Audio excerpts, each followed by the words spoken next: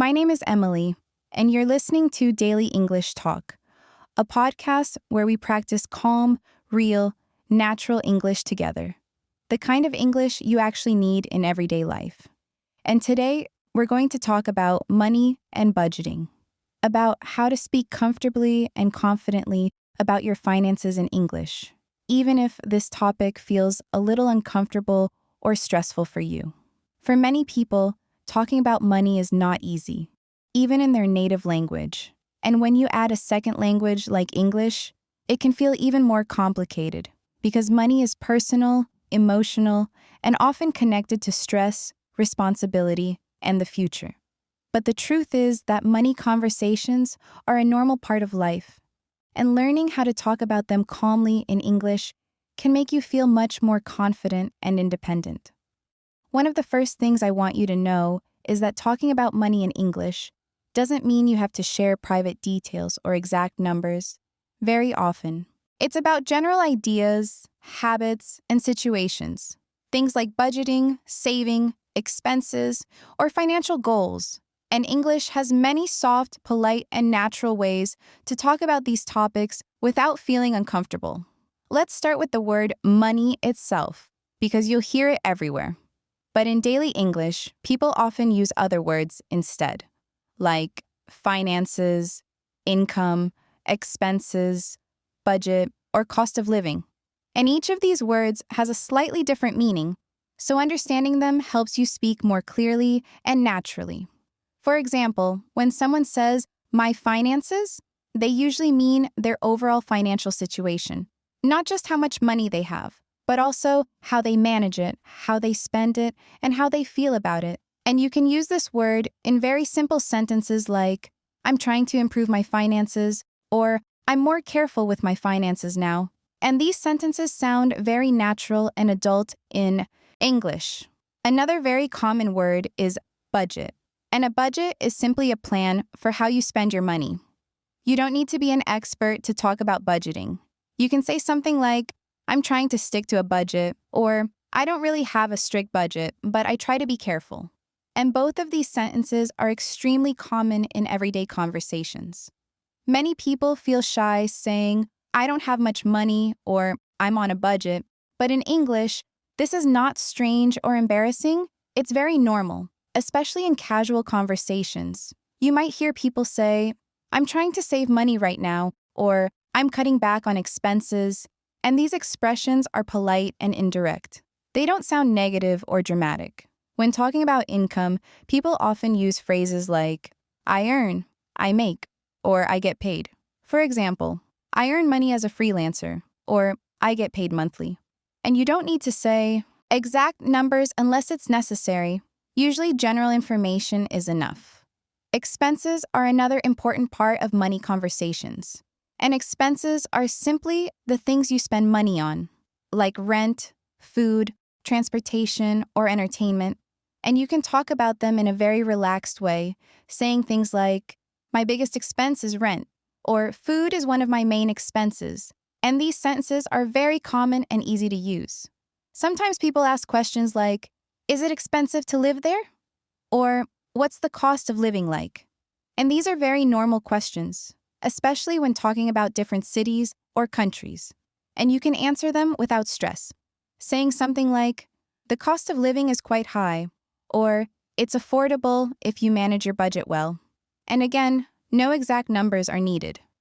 One thing I really want to emphasize is that English gives you many soft expressions to talk about money without sounding too direct.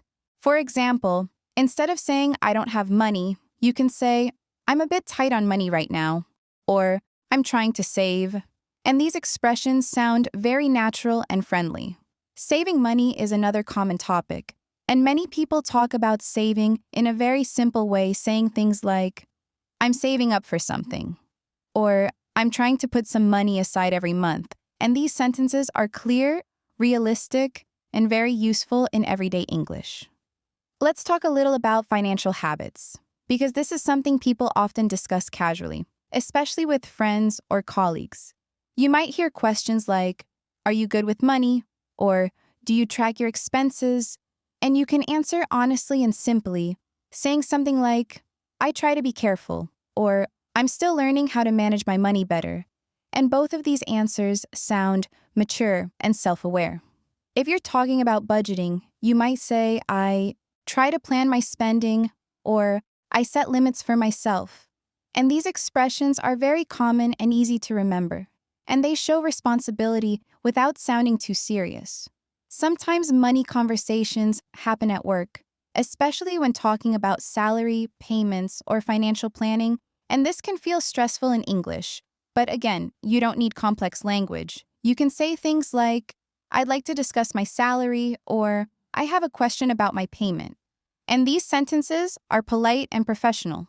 It's also very common to talk about money goals, like saving for the future, paying off debt, or becoming more financially independent.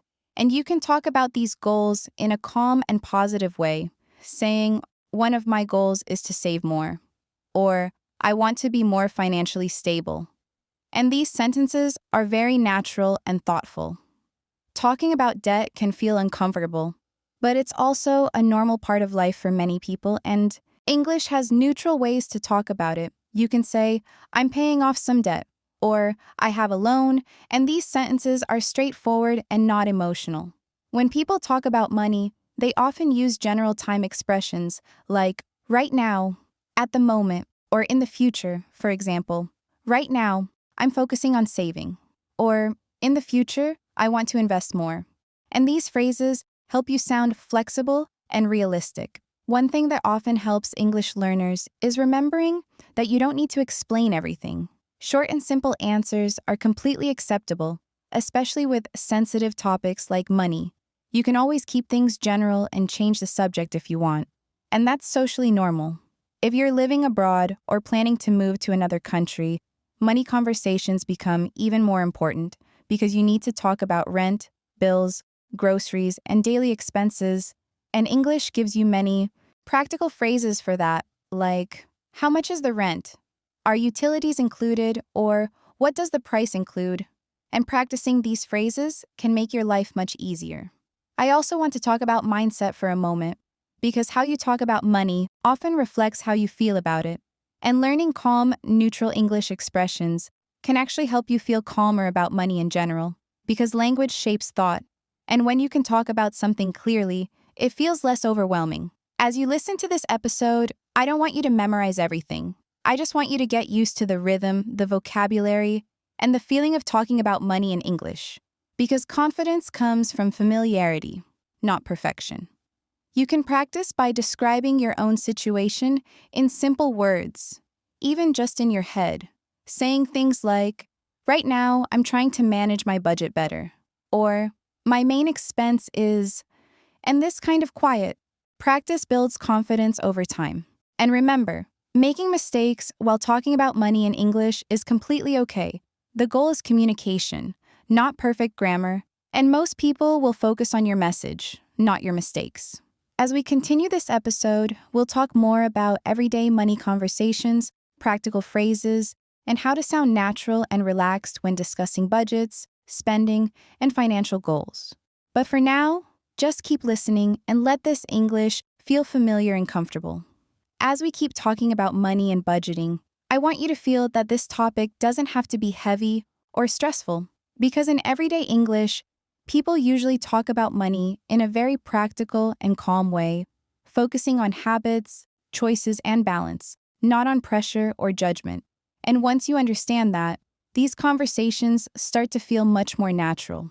One very common situation is talking about spending, and English has many relaxed ways to do this. People often say things like, I spend most of my money on rent and food, or I try not to spend too much on unnecessary things. And these sentences are simple, honest, and very common.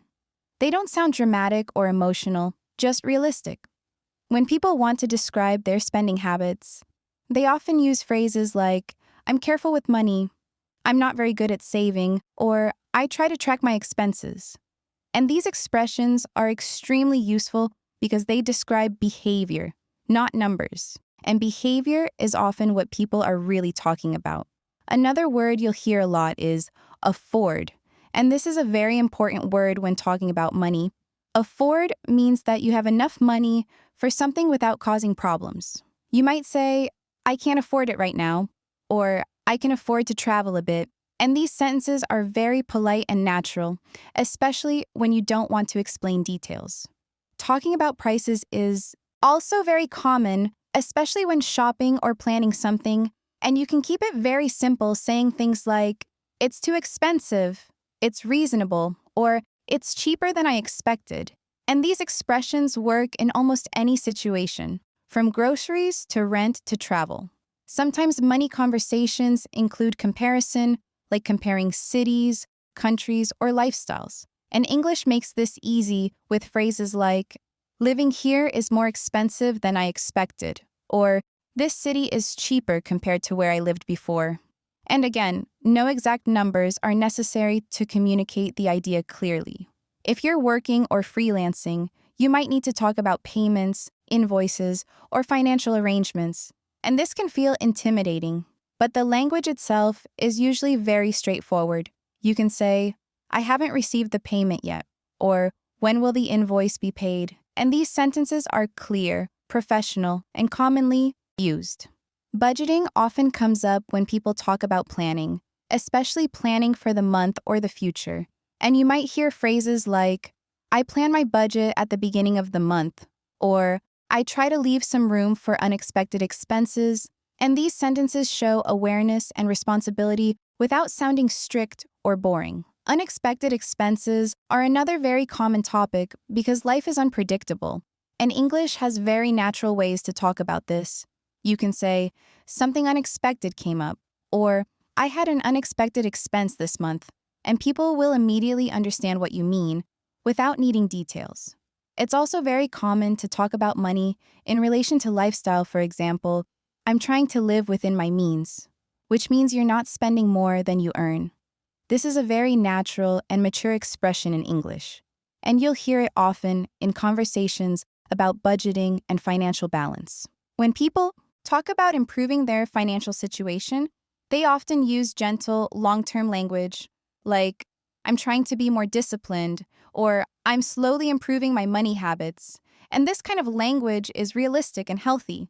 It doesn't promise quick results. It focuses on consistency. Another useful phrase is financially stable, which means feeling secure and balanced with money. You might say, my goal is to become more financially stable. And this sentence is very common and sounds thoughtful and responsible, without being too personal. If you're talking about future plans, you can connect money and goals very naturally, saying things like, I'm saving for the future, or I want to build a safety net, which means having some money saved for emergencies. And these phrases are very normal in English conversations about adulthood and responsibility. Sometimes people talk about investing, but even here, you don't need advanced vocabulary. You can say, I'm learning about investing, or I'm interested in long-term investments. And these sentences sound calm and intelligent without being technical. It's also important to know how to politely avoid money conversations when you don't want to go into detail. And English allows that very easily. You can say, I prefer not to talk about exact numbers, or I'm still figuring things out. And these sentences set a boundary without sounding rude.